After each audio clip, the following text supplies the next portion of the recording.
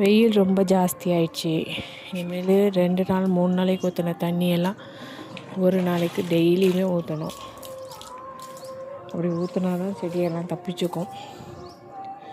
அவ்வளோ வெயில் அடிக்குது. ஒசூரை பொறுத்த வரைக்கும் வெயில் ஜாஸ்தி அடிக்கும். ஆனால் நமக்கு வேர்த்தெல்லாம் கொட்டாது. ஒரு மாதிரி சில்லுன்னு இருக்கும். ஆனால் செடிக்கு அது தாங்காது. ஏன்னா அவங்கெல்லாம் ஊட்டி பேபி மாதிரி இந்த செடி இந்த இதில் வளர்ந்தாங்க கிளைமேட்டில். அவங்களுக்கு இதை தாங்கிக்க முடியாது.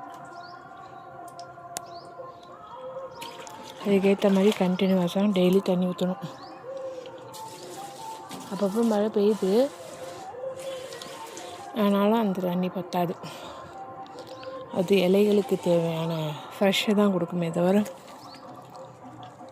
ஃபுல்லாக பத்தாது. ஸோ டெய்லியுமே தண்ணி ஊற்றிட்டு டெய்லி தண்ணி ஊற்றினா அவங்க பாட்டுக்கு பூத்துட்ருப்பாங்க, காய்ச்சிட்ருப்பாங்க. அப்பப்போ உரம் போட்டுடணும். நமக்கு பசிக்கிற மாதிரி, நமக்கு வேர்த்து கொட்டுற மாதிரி அவங்களுக்கும் எல்லாம் நடக்கும். நம்ம அதுக்கேற்ற மாதிரி ரியாக்ட் பண்ண வேண்டியது தான். பாவம் அந்த வெயிலில் அவங்களும் கஷ்டப்படுவாங்க.